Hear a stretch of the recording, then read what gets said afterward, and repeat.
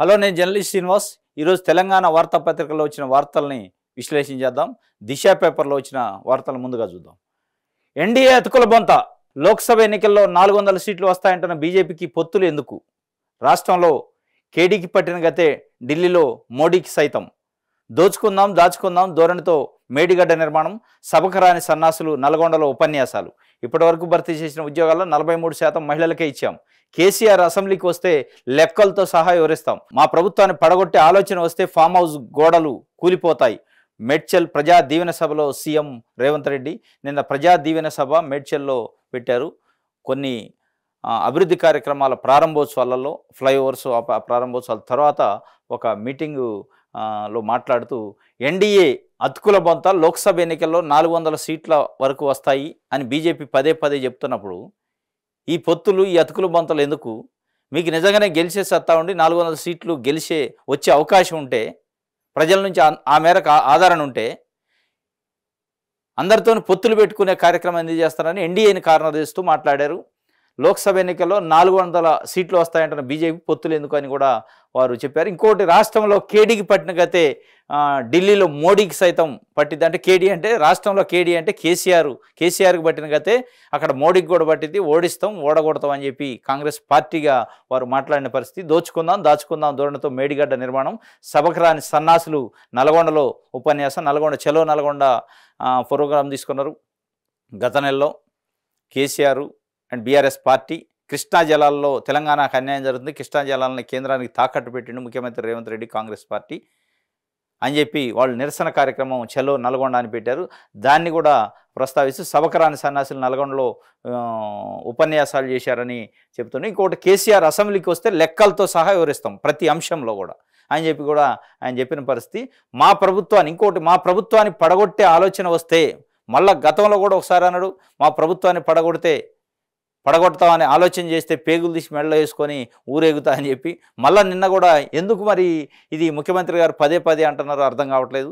అది ఎక్కడ intelligence report ఉందా వాళ్ళకి ఏం తెలియట్లేదు. కానీ మా ప్రభుత్వాన్ని పొడగొట్టే ఆలోచన వస్తే ఫామ్ హౌస్ గోడలు కూలిపోతాయని చెప్పి కూడా ఆయన హెచ్చరించాడు.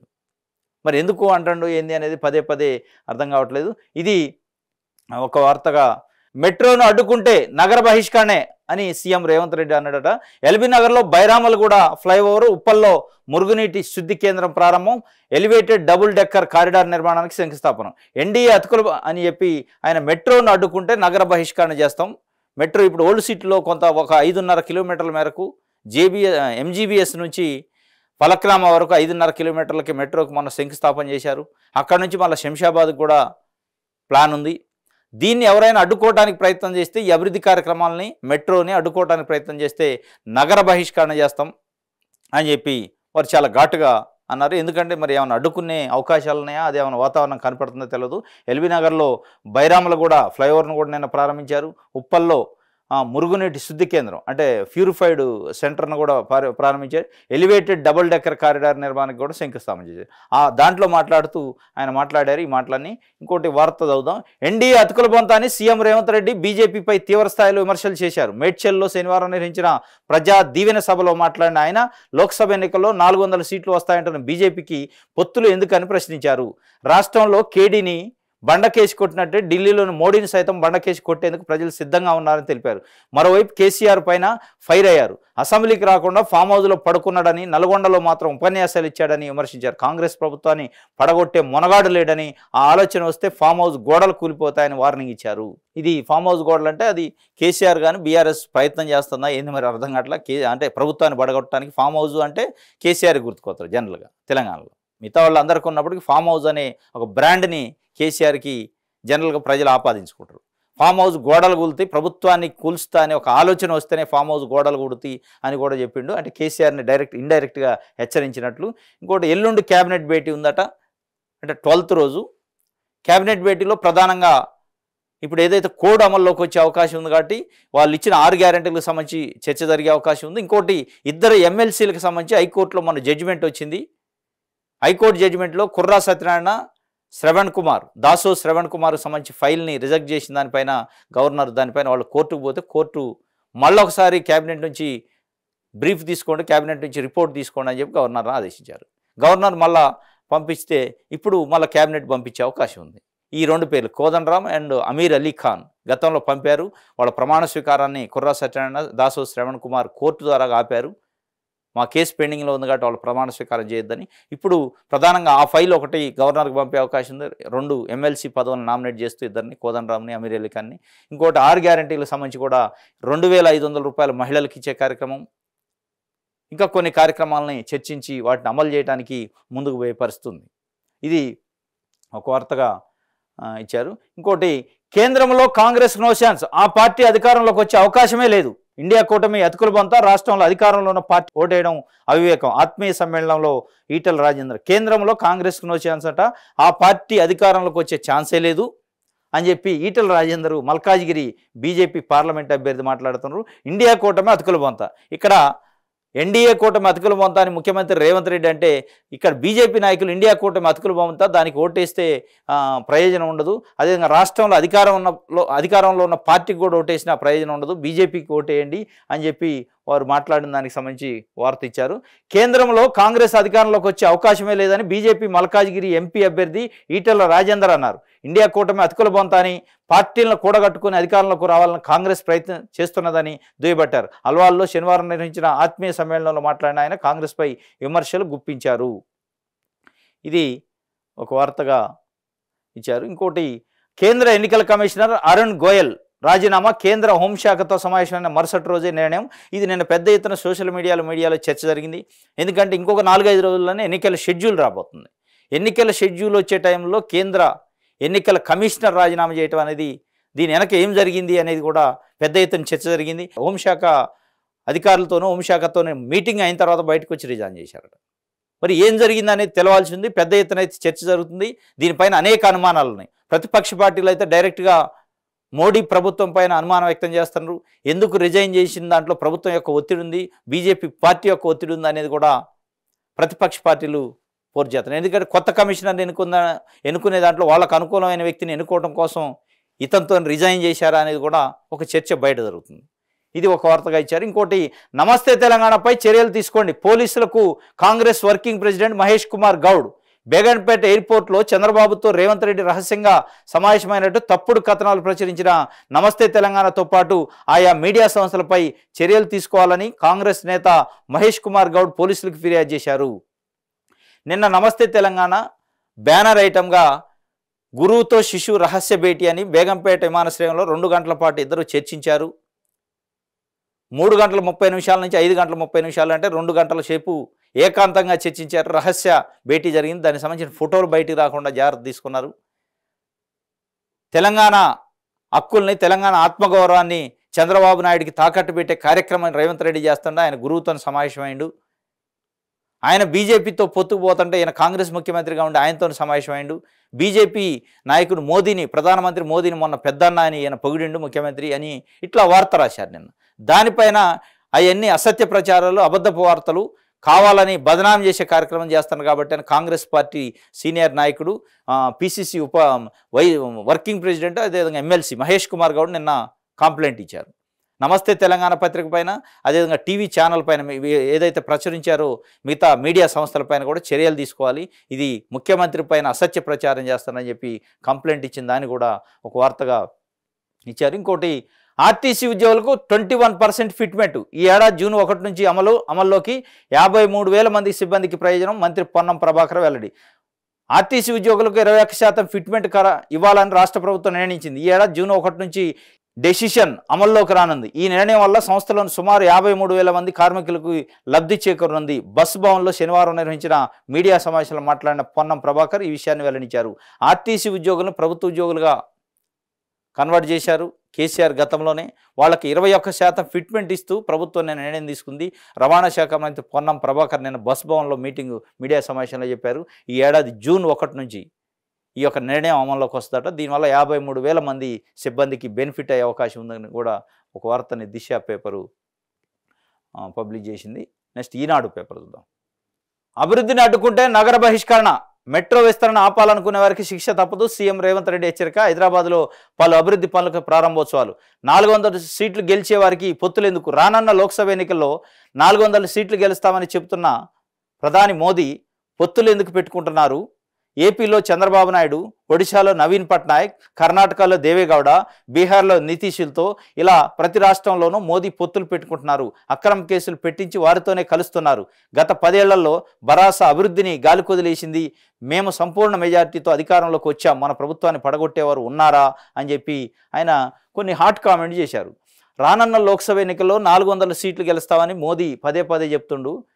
మరి పొత్తులు ఎందుకు పెట్టుకుంటున్నారు? ఏపీలో చంద్రబాబు నాయుడు, ఒరిస్సాలో నవీన్ పట్నాయక్, అదే కర్ణాటకలో దేవేగౌడ, బీహార్లో నితీష్లతో ప్రతి రాష్ట్రంలో పొత్తులు పెట్టుకుంటున్నారు. ఇంకోటి, ప్రతి రాష్ట్రంలో పొత్తు పెట్టుకున్నారు, అక్రమ కేసులు పెట్టించి వారితోనే కేసులు పెట్టుకుంటున్నారు. అక్రమ కేసులు ఎవరి మీద పెట్టారు అనేది కూడా ఇక్కడ చర్చ. ఇంకోటి, మరి ముఖ్యమంత్రి రేవంత్ రెడ్డి గారు నిన్న మాట్లాడిన దాంట్లో పొత్తులు వాళ్ళు పెట్టుకోవట్లేదు. ఏపీకి సంబంధించి అయితే చంద్రబాబు నాయుడు, పవన్ కళ్యాణ్ రోజుల తరబడి అక్కడ పడిగాపులు కాసి నిరీక్షించి వాళ్ళు వద్దురా నాయన మీతో పొత్తు వద్దు అనే పరిస్థితిలో కూడా లేదు ఏదో ఒక మూలకు మేము ఉంటాం అనే పరిస్థితుల్లో వాళ్ళు పోయి పడిగాపులు కాశారు. బీజేపీ వైపు నుంచి నిజంగానే పొత్తుకు తాతాలాడితే అక్కడి నుంచి నాయకులు చంద్రబాబు నాయుడు దగ్గరికి, అది హైదరాబాద్, అమరావతికి వచ్చి చర్చలు జరుపుతారు. కానీ వీళ్ళే వెళ్ళి వారాల పాటు, రోజుల పాటు అక్కడ పడిగాపులు కాసి వాళ్ళకి అపాయింట్మెంట్ దొరకకపోయినా వెయిట్ చేసి, లాబీ చేసి మీతో పొత్తుంటాం అక్కడ 0.1% పాయింట్లో 0 పాయింట్స్లో ఉంది, అంటే 1% లోపు, 100 కంటే తక్కువ ఓట్లు ఉన్నాయి బీజేపీ. అక్కడ పోయి వీళ్ళు పడిగాపులు కాస్తారంటే ఈ పొత్తు అట్నుంచి రాలేదు, ఇటు నుంచి పోయింది. మరి వాళ్ళ ఉద్దేశం ఏంది అనేది తెలియదు. దాన్ని గమనించుకోవాలి. మరి అది నోటీసులో ఉందా లేదా చంద్రబాబు, మన రేవంత్ రెడ్డి గారికి తెలిసే మాట్లాడుతున్నారో అర్థం కాదు. అంటే నవీన్ పట్నాయక్ విషయం కానీ, నితీష్ కుమార్ విషయం కానీ, దేవేగౌడ విషయం వేరైతే ఇక్కడ చంద్రబాబు నాయుడు గారి విషయం వేరు. తెలుగుదేశం పార్టీ కార్యకర్తలు గుండె మీద చేసుకొని ఏ కార్యకర్త కూడా బీజేపీతో పొత్తు ఉండాలి అని చెప్పే పరిస్థితి లేదు. 1% తెలుగుదేశం పార్టీ కేడర్ కూడా బీజేపీతో పొత్తు కోరుకోవట్లే. కానీ చంద్రబాబు నాయుడు గారు మరి ఏ ఉద్దేశంతో వెళ్తాడు అనేది అయోమయమైన పరిస్థితి ఉంది. ఏపీలో అయితే ఎట్టి పరిస్థితుల్లో బీజేపీ పొత్తుకి ఇష్టపడలేదు. ఇక వీళ్ళ బతిలాడంగా ఆ మూలన పడి సావండి, ఉండండి ఏదో చేసి అని చెప్పిన పరిస్థితి, అంత దారుణమైన పరిస్థితి, అంత ఆత్మగౌరవాన్ని తాకట్టు పెట్టిన పరిస్థితి. ఇది ఒక వార్తగా నగర బహిష్కరణ చేద్దాం, అభివృద్ధిని అడ్డుకుంటే అని కూడా ఒక వార్తనిచ్చారు. ఇది ఆర్టీసీ ఉద్యోగులకు 21% ఫిట్మెంట్ పైన కూడా ప్రకటించిన పొన్నం ప్రభాకర్. కొత్త జీతాలు జూలైలో చేతికి, బకాయిలు వడ్డీ లేకుండా పదవి విరమణ సమయంలో చెల్లింపు, సంస్థలో 42,057 మందికి ప్రయోజనం అట. ఇది ఒకటి ఇచ్చారు. ఇంకోటి, అప్పుడు ఏం జరిగిందో చెప్పండి, కాళేశ్వరం ఇంజనీర్లపై ఎన్డీఎస్ఏ కమిటీ ప్రశ్నల వర్షం, సరైన సమాధానం ఇవ్వని వారిపై అసహనం. సమావేశం పూర్తయ్యాక తిరిగి వెళుతున్న కేంద్ర జలసంఘం మాజీ చైర్మన్ చంద్రశేఖర్ అయ్యర్, ఇతర కమిటీ సభ్యులు. కాళేశ్వరం పునాది పనుల సమయంలో ఏమి పరిశీలించారు, అవన్నీ రికార్డులో నమోదు చేశారా? క్వాలిటీ కంట్రోల్ ఇంజనీర్లు నిర్మాణ సంస్థ వారు చేసిన దానికి సరే అనడమేనా, లేక మీరు ఏదైనా కార్యాచరణ అమలు చేశారా? బ్యారేజీలో బ్లాకుల వారుగా ఏ పని ఎప్పుడు ప్రారంభమైంది, ఎప్పుడు పూర్తయింది, అప్పుడు ఏం జరిగిందో వివరంగా చెప్పాలనడంతో పాటు సంబంధిత రికార్డులను కూడా నేషనల్ డ్యామ్ సేఫ్టీ అథారిటీ నిపుణుల బృందం ఇంజనీర్లు కోరింది. అసిస్టెంట్ ఇంజనీర్ నుంచి చీఫ్ ఇంజనీర్ వరకు అందరిపైన ప్రశ్నల వర్షం కురిపించింది. మేడిగడ్డ బ్యారేజీ కుంగడం, పియర్లు దెబ్బతినడంతో పాటు అన్నారం, సుందిళ్ల బ్యారేజీలలో సీపేజ్కి గల కారణాలను తెలుసుకునేందుకు కేంద్ర జలసంఘం మాజీ చైర్మన్ చంద్రశేఖర్ అయ్యర్ నేతృత్వంలో నిపుణుల కమిటీ శనివారం హైదరాబాద్లోని జల సౌదాలో ఇంజనీర్లు, గుత్తేదారుల నుంచి వివరాలు సేకరించింది. పలు రికార్డులు, సమాచారం ఇవ్వాలని గట్టిగా కోరింది. గురువారం, శుక్రవారాల్లో 3 బ్యారేజీలను నిపుణులు పరిశీలించగా శనివారం హైదరాబాద్లోని జల సౌదాలో సమావేశం నిర్వహించింది. నీటిపారుదల శాఖ కార్యదర్శి రాహుల్ బొజ్జా, ప్రత్యేక కార్యదర్శి ప్రశాంత్ జీవన్ పాటిల్ పాల్గొన్నారు. ఇంజనీర్లతో కమిటీ వ్యక్తిగతంగా మాట్లాడిందట. అసలు అప్పుడు ఏం జరిగింది అంటే, మేడిగడ్డ కానీ, సుందిళ్ళ కానీ, అన్నారం కానీ, కాళేశ్వరం ప్రాజెక్టుకి సంబంధించి అసలు స్టార్ట్ చేసినప్పుడు ఏం జరిగింది, పునాది లెవెల్లో ఎట్లాంటి చర్యలు తీసుకున్నారు, ఎట్లాంటి టెక్నికల్ ఇష్యూస్ తీసుకున్నారు, పని పూర్తయ్యాక క్వాలిటీ కంట్రోల్ ఏమైనా చేశారా, క్వాలిటీ కంట్రోల్ సంబంధించి చేసిన తర్వాతనే ఓకే అని పని పూర్తయినట్టు ఇచ్చారా, అసలు ఆ క్వాలిటీ కంట్రోల్ సర్టిఫికేట్ ఏమైంది, ఎట్లాంటి ప్రమాణాలు పాటించారు అని చాలా డైరెక్ట్గా ఏఈ స్థాయి నుంచి చీఫ్ ఇంజనీర్ స్థాయి వరకు ప్రతి అధికారిని ఇండివిజువల్గా 1 to 1 పిలిచి ఇండివిజువల్గా మాట్లాడారట. వ్యక్తిగతంగా తలుపులు వేసి మరి మాట్లాడారు. ఏం జరిగింది, ఏం జరుగుతుంది, అసలు ఎందుకు ఇట్లా అయిందనే అంశాలపైన వాళ్ళు సుదీర్ఘంగా చర్చించారు. కొన్ని రికార్డులు కూడా అడిగారట. దీంట్లో మురళీధరన్ మాజీ ఈఎన్సీ ఆయన పాల్గొనలేదు. ఇంకోటి వెంకటేశ్వర్లని రామగుండం చీఫ్ ఇంజనీర్ ఆయన పాల్గొనలేదు, వాళ్ళు గైర్హాజరయ్యారు. అసలు విషయాలు మొత్తం తెలిసేది వాళ్ళని పిలిచి మాట్లాడితే తెలిసేది. ఇది ఎన్డీఎస్ఏ బృందం నిన్న ఎక్స్పర్ట్ కమిటీ, నిపుణుల కమిటీ మాట్లాడింది. మొత్తానికైతే చాలా సీరియస్గానే రికార్డులు తెప్పించుకొని వాళ్ళపైన చర్యలు తీసుకునే అవకాశం ఉన్నట్లు అర్థమవుతుంది. చూడాలి ఏం జరుగుతుందని. ఇది ఈనాడు పేపర్కి సంబంధించి. ఆంధ్రజ్యోతి చూద్దాం. మా ప్రభుత్వాన్ని కూల్చే మొనగాడున్నాడా, టచ్ చేస్తే మా కార్యకర్తలు గొయ్యిలో పాతి పెడతారు. కేసీఆర్ ఫామ్ హౌస్లో ఇటుక పెళ్ళలు మిగలవు. అసెంబ్లీకి వచ్చే దమ్ము లేదు, మా కళ్ళలోకి చూసే ధైర్యం లేదు. ధర్నా చౌక్ వద్దన్న వాళ్ళే ఇప్పుడు అక్కడ ధర్నాలు చేస్తున్నారు. కేసీఆర్ అసెంబ్లీకి వస్తే రిజర్వేషన్ లెక్కలు చెప్తా, లోక్సభ అసెంబ్లీ ఎన్నికల్లో డిపాజిట్లు వస్తాయేమో చూసుకోండి. మోదీని బండకేసి కొట్టేందుకు తెలంగాణలో ప్రజలు సిద్ధం. ఆయన సంసారం చక్కగా లేకే అతుకుల బొంతల పొత్తులు. అభివృద్ధిని అడ్డుకుంటే నగర బహిష్కరణ తప్పదు. CM Revanth Reddy double decker corridor ప్రారంభోత్సవంతో పాటు పలు అభివృద్ధి కార్యక్రమంలో పాల్గొన్న ముఖ్యమంత్రి. మా ప్రభుత్వాన్ని కూల్చే మొనగాడున్నాడా, టచ్ చేస్తే మా కార్యకర్తలు గొయ్యిలో పాతి పెడతారు. కేసీఆర్ ఫామ్ హౌస్లో ఇటుక పెళ్లలు మిగలవు అని చెప్పి మాట్లాడారు. ఎందుకు మరి ముఖ్యమంత్రి స్థాయిలో ఉన్న ఒక వ్యక్తి పదే పదే మా ప్రభుత్వాన్ని కూల్చే దమ్ముందే, మొనగాడు లేడు, ఎందుకు మాట్లాడుతున్నారు అర్థం కావట్లేదు. మరి ఆ రకంగా ఏమైనా చర్యలు జరుగుతున్నాయా, ఇంటర్నల్గా ఏమైనా జరుగుతుందా అనేది ప్రజలు చర్చించుకునే పరిస్థితి. అనేక అనుమానాలకు తావిచ్చేలా పదే పదే మా ప్రభుత్వాన్ని కూల్చే దమ్ము లేదు, కూల్చితే ఇది చేస్తాం, కూల్చితే అది చేస్తాం అని ముఖ్యమంత్రి స్థాయిలో అనటం అనేది కొంత ప్రజల్లో అయోమయం, ప్రజల్లో అపనమ్మకం, ప్రజల్లో అవిశ్వాసం. అంటే ప్రభుత్వం ఉంటుందా లేదా, ఎందుకు ముఖ్యమంత్రి అంటాడు కాబట్టి పదే పదే మా ప్రభుత్వాన్ని కూల్చే దమ్ముందా దమ్ముందా దమ్ముందా అంటాడు కాబట్టి ఏమన్నా ఇంటర్నల్గా జరుగుతుందా, అసలు ప్రభుత్వం ఉంటుందా లేదా అనేది మీరే ఒక రకమైన అనుమానాలని ప్రజల్లో రేకెత్తించే అవకాశం ఉంది. కాబట్టి పదే పదే మాట్లాడటం వల్ల ప్రభుత్వం పైన ఒక అస్థిరత ఏర్పడే ప్రమాదం ఉంది. ప్రభుత్వం ఉంటుందా లేదా అనేది ఒక అనుమానం ఏర్పడే ప్రమాదం ఉంది. కాబట్టి ఒక ముఖ్యమంత్రి స్థాయిలో నిజంగా మీకు ఎట్లాంటిది ఏదైనా ఇన్ఫర్మేషన్ ఉన్నా కానీ బహిరంగ సభలలో, బహిరంగ మీటింగ్లలో మాట్లాడటం వల్ల అది మీకు ప్రభుత్వానికే నష్టం చేసే అవకాశం ఉందనేది నిపుణులు, విశ్లేషకులు మాట్లాడుకున్న పరిస్థితి. ఎందుకంటే అది ప్రాపర్ డయాస్లో మాట్లాడాలి తప్ప ఎక్కడ పడితే అక్కడ మాట్లాడి ప్రభుత్వాన్ని కూల్చేద్దాముందా, కూల్చడానికి ప్రయత్నం చేస్తున్నారు, కూల్చితే మేము ఊరుకుంటామా, మా కార్యకర్తలు కోరు, ఫామ్ హౌస్లు పాల్గొడతాం, ఇది కాదు. అట్లాంటి చర్యలు మీకు ఇంటెలిజెన్స్ వ్యవస్థ ఉంది, పోలీస్ వ్యవస్థ ఉంది, అనేక రకాల ఏజెన్సీలు ఉన్నాయి. మీకు నిజంగానే అట్లాంటి ఇన్ఫర్మేషన్ ఉంటే దాన్ని కట్టడి చేయడానికి ఏ విధంగా ప్రయత్నం చేయాలి తప్ప ఇట్లా పదే పదే బహిరంగ సభల్లో మాట్లాడటం వల్ల ప్రజల నుంచి ఏమైనా సింపతి వస్తుంది అనుకుంటున్నారా, లేదంటే ప్రజల నుంచి సింపతి వచ్చే కంటే కూడా negative senses, negative indications, vibrations పోయే అవకాశం ఉంది.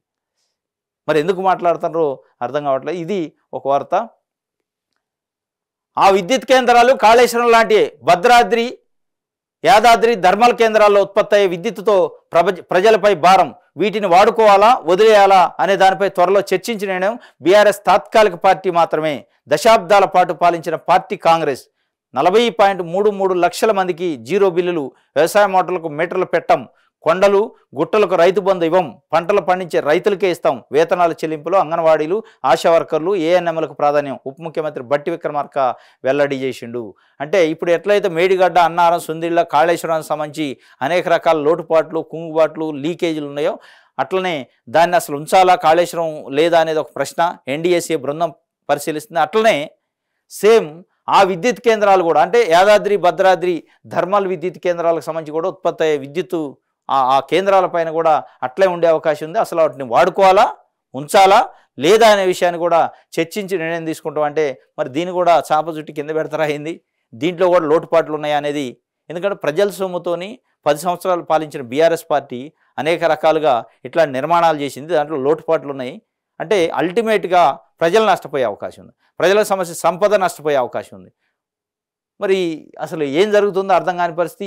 ఇప్పుడు అటు మేడిగడ్డ పనికి రాదంటారు, కాళేశ్వరం పనికి రాదంటారు, సుందిళ్ళ, అన్నారం పనికి రాదంటారు, మరి విద్యుత్ కేంద్రాలు కూడా పనికిరావు.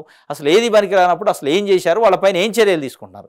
అంత పనికిరాని పనులు చేసి అన్ని వేల వందల కోట్ల రూపాయలని ప్రజల సొమ్ముని నీళ్లలో పోస్తే, గంగలో పోస్తే, నష్టం చేకూరిస్తే మీరేం చర్య తీసుకుంటున్నారు? చర్య తీసుకోకుండా తాత్సారం చేసి డిలే చేసి అది వస్తుందా రాదా, పనికి వస్తుందా రాదా, మేము చర్యలు తీసుకుంటాం, చర్చిస్తాం, ఇంకా చర్చిస్తే 100 రోజులుగా వస్తుంది, ఒక కంక్లూజన్ లేదు. ఇప్పుడు ఒకవైపు పంటలు ఎండిపోతున్నాయి నీళ్ళు లేక, కరెంటు లేక పంటలు ఎండిపోతున్నాయి, వాటిపైన ప్రభుత్వం ఏం మాట్లాడలే. అనేక జిల్లాల్లో వరి పంట నీళ్లు లేక పశువులను మేపుకునే పరిస్థితికి వచ్చింది. నల్గొండ లాంటి ప్రాంతంలో నాగరసాగర్ ఆయకట్టు కింద వాటిపైన ఏం చర్యలు తీసుకోవడానికి అసలు ఎందుకు వేశారు? పంటలు వేసే టైంలో ప్రభుత్వం ఏం చేసింది, ప్రభుత్వ అధికారులు ఏం చేశారు, దీనికి బాధ్యత ఎవరు వహించాలి అనే విషయాలను పక్కన పెట్టి దానిపైన అసలు చర్చించకుండా మీరు ప్రభుత్వాన్ని పడగొట్టే టచ్ చేసే దమ్ము మీకుందా? ఇట్లా సవాళ్ళు, ప్రతి సవాళ్ళు, లేదంటే అది పనికిరాదు, ఇది పనికిరాదు, ఇది కాదు.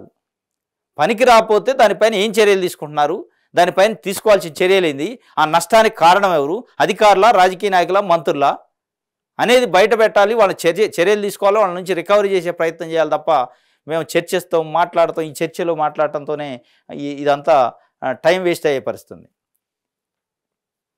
ఇది ఒక వార్తగా ఆంధ్రజ్యోతి పేపరు. బ్యారేజీలు ఎలా కట్టారు, ఈ భూ పరీక్షలకు డైమండ్ డ్రిల్లింగ్ చేశారా, ఏ అంశాల ఆధారంగా డిజైన్లు ఆమోదించారు, కాళేశ్వరం ఉద్యోగులను ప్రశ్నించిన ఎన్డీఎస్ఏ కమిటీ. డిజైన్లో సగమే, తాత్కాలిక నివేదిక ఇవ్వండి అని ఈఎన్సీ అడిగినట. బ్యారేజీలను ఎలా కట్టారంటే వాళ్ళని దొంగలను అడిగితే ఏం చెప్తారు? వాళ్ళు తప్పులు తడకలుగా గత ప్రభుత్వంలో ఈఎన్సీ మురళీధరన్ను, అదేవిధంగా అనేక మంది చీఫ్ ఇంజనీర్లు, కాంట్రాక్టర్లతోని ప్రభుత్వ పెద్దలు చెప్పిన ఆదేశాల మేరకు కుమ్మక్కై రకరకాల నాణ్యత లోపాలతో నిర్మించాక వారిని అడిగితే మేము మంచినే కట్టినాం అంటాడు. బ్యారేజీని ఎలా కట్టినాం అంటే ఏం చెప్తారు? మేము మంచినే కట్టినాం అంటాడు. మీరు టెక్నికల్ కమిటీ, ఎక్స్పర్ట్ కమిటీ కాబట్టి మీరు అందులో జరిగిన తప్పులేందో తెలుసుకొని వాళ్ళని శిక్షించేదానికి నివేదిక ఇవ్వాలి తప్ప వాళ్ళని ఎట్లా కట్టినాం అంటే దొంగ ఎట్ట దొంగతనం చేసిన వాడు చెప్తాడా? నేను చేయలేదు అంటాడు. అట్టనే ఇప్పుడు వీళ్ళు ఇన్వెస్టిగేషన్ ఉన్నట్టు అనిపిస్తుంది. ఇగో ఆ ఇద్దరు మాజీ ఈఎన్సీలు దూరం అట నిపుణుల కమిటీకి. ఏది మురళీధర్, నల్లా వెంకటేశ్వర్లు దూరంగా ఉన్నారు. నిపుణుల కమిటీ పిలిస్తే వస్తానని ప్రకటించి మురళీధర్లు హైదరాబాద్లోనే అందుబాటులో ఉండగా ఆరోగ్యం బాగాలేదని పూర్వ రామగుండం ఈఎన్సీ నల్లా వెంకటేశ్వర్లు ముఖం చాటేశారు. మరి చాటేస్తారు, బటబట ఏడ్చక రావాలి, పోలీసు వాళ్ళని బట్టి ఏడ్చుకొచ్చి ఆడ లోపల ఎత్తే అప్పుడు వింటారు. మరి వాళ్ళని మంచిగా రాండి అంటే ఎవడొస్తాడు, ఎవడు రాడు, తప్పులు చేసినోడు వస్తాడు అంత ఈజీగా. ఇది ఒక వార్తగా ఆంధ్రజ్యోతి ఇచ్చింది. నెక్స్ట్ సాక్షి పేపర్ చూద్దాం. ఫామ్ హౌస్ ఇటుకలు కూడా మిగలవు, మమ్మల్ని టచ్ చేస్తే కార్యకర్తలు ఊరుకోరు అని సీఎం రేవంత్ రెడ్డి చెప్పిండు. ఇంకోటి కాళ్ళబేరం ఓకే, ఎట్టకేలకు బీజేపీతో కుదిరిన చంద్రబాబు పొత్తు, అన్ని విధాలా సహకరిస్తామని అమిత్ షాకు బాబు వేడుకోలు, ఏపీ ప్రయోజనాల కోసమేనని కవరింగు, లోపల మాత్రం కేసుల నుంచి బయటపడేయాలని వ్యూహం, మళ్ళీ అమిత్ షా నడ్డాలతో బాబు ద్వయం భేటీ, బీజేపీ జనసేన కలిపి 8 లోక్సభ 30 అసెంబ్లీ స్థానాల ప్రతిపాదన, సంయుక్త ప్రకటన విడుదల చేసిన బీజేపీ, జనసేన, టీడీపీ 1-2 రోజుల్లో సీట్ల పంపకాలపై చర్చ. బీజేపీ, జనసేన ఎన్డీఏలో చేరాలన్న నిర్ణయాన్ని స్వాగతిస్తున్నామన్న నడ్డా, సీట్ల సర్దుబాటుపై మాత్రం నోరు మెదపని ఆ పార్టీ అగ్రనేతలు. 6 ఎంపీ 6 ఎమ్మెల్యే సీట్లు ఇచ్చినట్లు ఎల్లో మీడియాకు బాబు లీకులు. అధికారికంగా బీజేపీ, జనసేనతో పొత్తు, తెరవెనక కాంగ్రెస్తో లాలుచి. జగన్ను ఒంటరిగా ఎదుర్కోలేక అపవిత్ర బంధాలు, స్వార్థం కోసం ఎంతకైనా దిగజారుతారని మళ్ళీ నిరూపణ. బీజేపీ రాష్ట్రానికి ద్రోహం చేసిందంటూ 2019లో అడ్డగోలుగా విమర్శలు. మోదీ అమిత్ షాను ఇష్టానుసారంగా తిట్టిపోసి ఎన్డీఏ నుంచి నిష్క్రమణ. తిరుపతికి వచ్చిన అమిత్ షాపై రాళ్లు వేయించిన చరిత్ర. ఎన్డీఏ ప్రభుత్వంపై అవిశ్వాస తీర్మానం. ఎన్నికల్లో ఓడాక వెంటనే బీజేపీ ప్రాపకం కోసం పాటలు. ఇది కాళ్ళబేరానికి పోయిండు చంద్రబాబు నాయుడు. ఢిల్లీకి పోతే కాళ్ళబేరం ఓకే అయింది అన్నట్టు ఒక వార్తను సాక్షి పేపరు. ఎట్టకేలకు బీజేపీతో కుదిరిన చంద్రబాబు పొత్తు, అన్ని విధాలుగా సహకరిస్తాం, మీకు కావాల్సిన ఆర్థిక వనరుల ఇంకోటే, ప్రతి దాంట్లో మేము సహకరిస్తాం, కానీ మాకు పొత్తు కావాలి. 1% లోపు ఓట్లున్న పార్టీ దగ్గరికి ఢిల్లీ పోయి పడిగాపులు కాసి 39% ఓట్లున్న తెలుగుదేశం పార్టీ ఏం కర్మరానాయనని తెలుగుదేశం పార్టీ కార్యకర్తలు ఇలా ఒక రకంగా విస్మయంలో ఉన్నారు. అసలు ఒక రకంగా తెలుగుదేశం పార్టీ రాష్ట్ర స్థాయి నాయకులు ఎట్లా మీడియాకి ఏం చెప్పాలి, అసలు మేము ఎందుకు తెలుగుదేశం పార్టీ బీజేపీతో పొత్తు పెట్టుకుంది, పొత్తు పెట్టుకోవడానికి ఢిల్లీలో పడిగాపులు కాసి రకరకాల కాళ్ళబేరాలకు ఎందుకు పోయింది అంటే ఏం సమానం చెప్తారు? 18లో ఎందుకు బయటకు వచ్చారు, ఇవాళ ఎందుకు మళ్ళా కలవటానికి పోతున్నారు, వాళ్ళు వద్దంటున్నా ఈసడించుకుంటున్నా ఎందుకు మీకు ఆ కర్మ పట్టింది అని తెలుగుదేశం పార్టీ నాయకులు మీడియా అడిగితే సమానానికి వెతుక్కుంటున్న పరిస్థితి. ఇంకోటి గమ్మత్తుగా ఎప్పుడైనా తెలుగుదేశం పార్టీ మనకు తెలిసినంతవరకు ఎప్పుడు కూడా పొత్తులు కానీ రాజకీయ వ్యవహారాలు ఏదైనా మాట్లాడంటే పొలిటీ బ్యూరో అని ఒకటి ఉంటుంది, తర్వాత పొలిటికల్ అఫైర్స్ కమిటీ అని ఒకటి ఉంటుంది. వీళ్ళతో చర్చించిన తర్వాతనే నేను వెళ్ళేది ఆయన పొత్తులకు కానీ ఇంకోటి కానీ సీట్ల వ్యవహారం కానీ ఇంకోటి. ఇక్కడ ఈసారి మొట్టమొదటిసారిగా ఎక్కడ పొలిటికల్ బ్యూరో సమావేశం జరగలేదు, ఎక్స్పర్ట్ కమిటీ పొలిటి బ్యూరో సమావేశం లేదు, ఎక్స్పర్ట్ కమిటీ లేదు, లేదా పొలిటికల్ అఫైర్స్ కమిటీ లేదు, ఏది లేదు. ఏ కమిటీతో డైరెక్ట్ ఢిల్లీ పవన్ కళ్యాణ్తో కలిసి వెళ్ళిపోయిండు, ఆడ సీట్లు సర్దుబాటు చేసుకొని అక్కడి నుంచి టెలికాన్ఫరెన్స్ చేస్తాను, ఫోన్లలో మాట్లాడి మన మంచికే, రాష్ట్రం మంచికే, మీరు సర్దుమనికి ఉండాలి, టికెట్లు కోల్పోయినా ఇబ్బంది పడొద్దు, నేను చూసుకుంటానని వాళ్ళని కన్విన్స్ చేసే ప్రయత్నం చేస్తాను.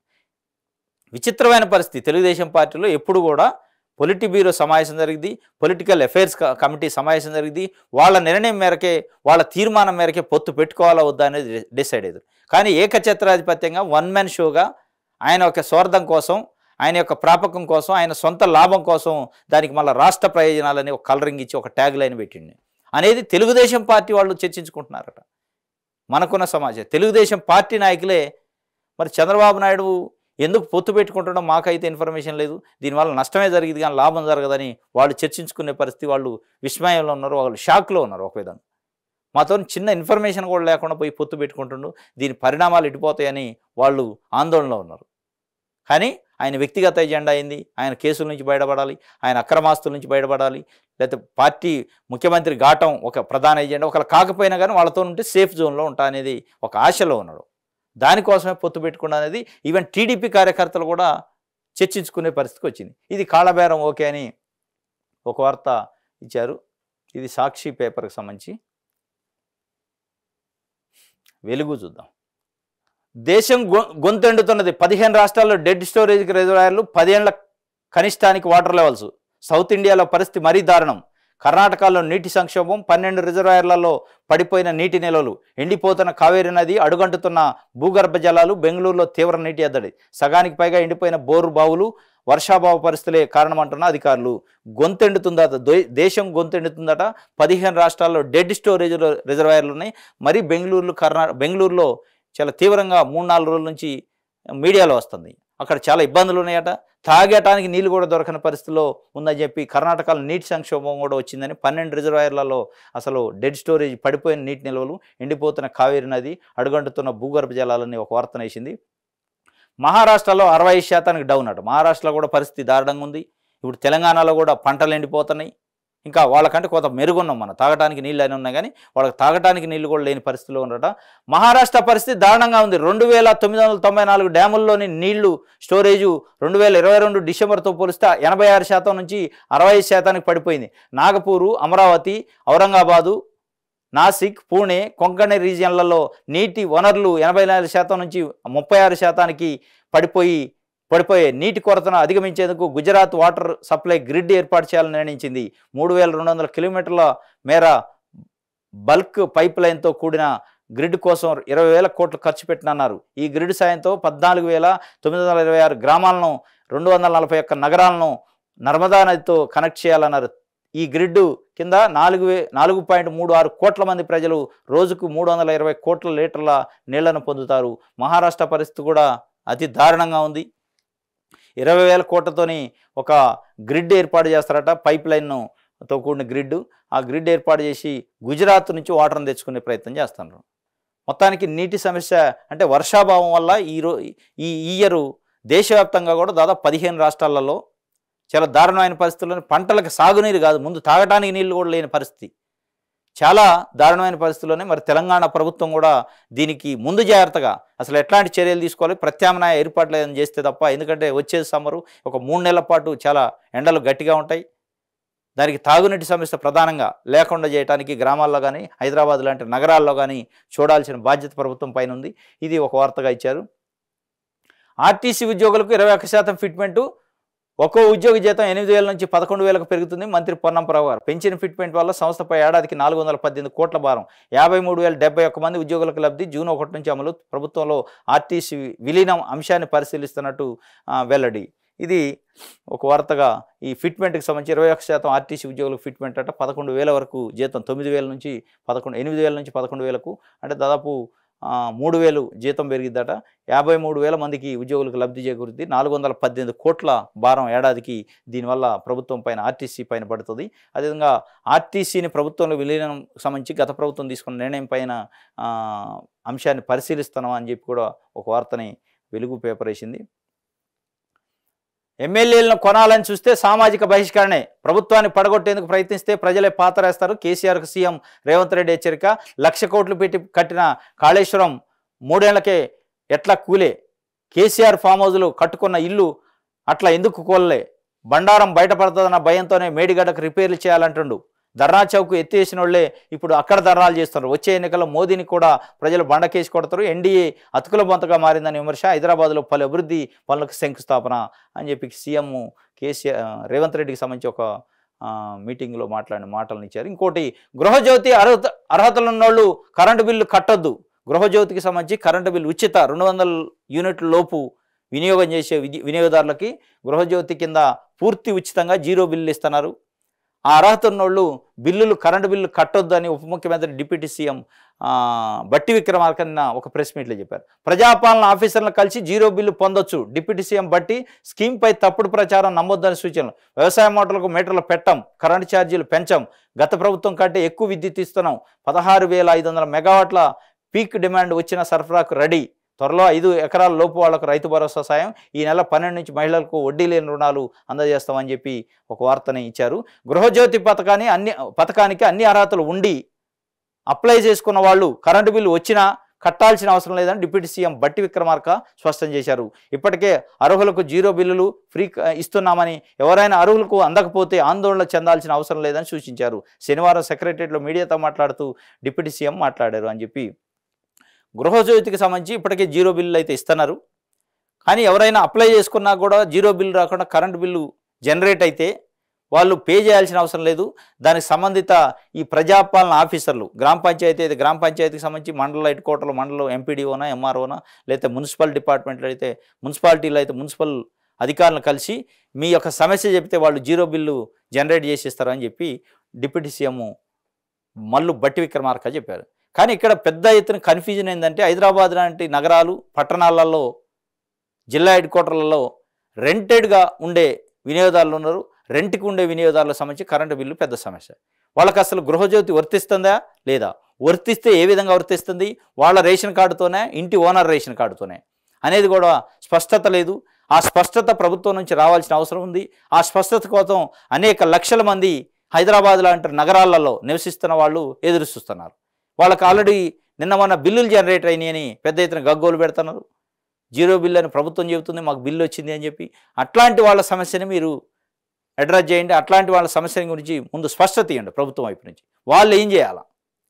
ఇంటి ఓనర్ పేరుతోనే మీటర్ ఉంటుంది, కానీ రెంటెడ్ ఉండే రెంటర్స్ ఎవరైతే టెనెంట్స్ ఉంటారో వాళ్ళు బిల్లు పే చేయాలి. మరి ఇంటి ఓనర్స్తోని ఓనర్ పేరుతో 1 మీటర్ ఉండదు, 4-5 మీటర్లు కూడా ఉంటాయి. హైదరాబాద్లో 10 మీటర్లు ఉన్న ఇల్లులు కూడా ఉంటాయి.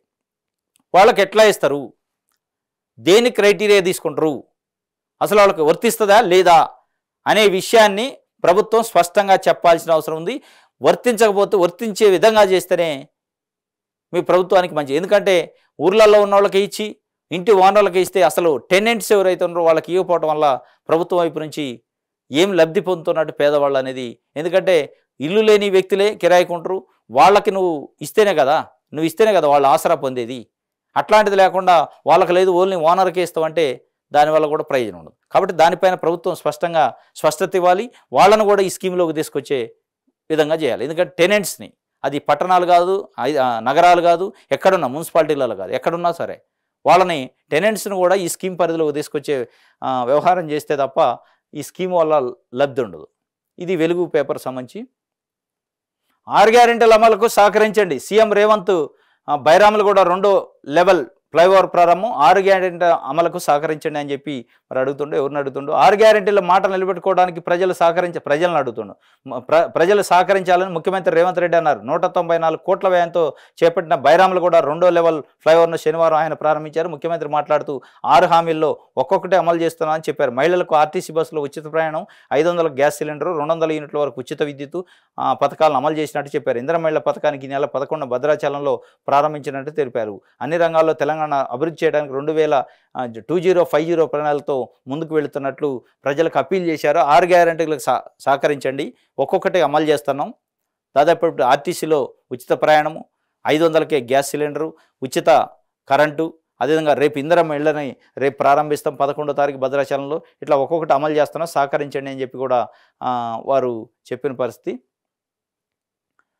ఇంకోటి, సిపిఐకి ఒక ఎంపీ స్థానాన్ని కేటాయించాలని కోనమనేని సాంబశివరావు సిపిఐ రాష్ట్ర కార్యదర్శి కాంగ్రెస్ పార్టీని కోరుతున్నాడు. కాంగ్రెస్ పార్టీతో గడిచిన అసెంబ్లీ ఎన్నికల్లో అలయన్స్లో పోయారు. ఒక అసెంబ్లీ సీటు గెలుచుకున్నారు, అసెంబ్లీ సీట్ ఇచ్చింది కొత్తగూడెం నుంచి. ఇప్పుడు మళ్ళీ ఒక ఎంపీ సీటు కూడా మాకు ఇవ్వాలి, అలయన్స్లో భాగంగా 17 ఎంపీ సీట్లో ఒక ఎంపీ సీట్ మాకు కేటాయించాలని చెప్పి సిపిఐ పార్టీ డిమాండ్ చేసింది, అడుగుతుంది. మరి ఏం చేస్తుంది కాంగ్రెస్ పార్టీ చూడాలి.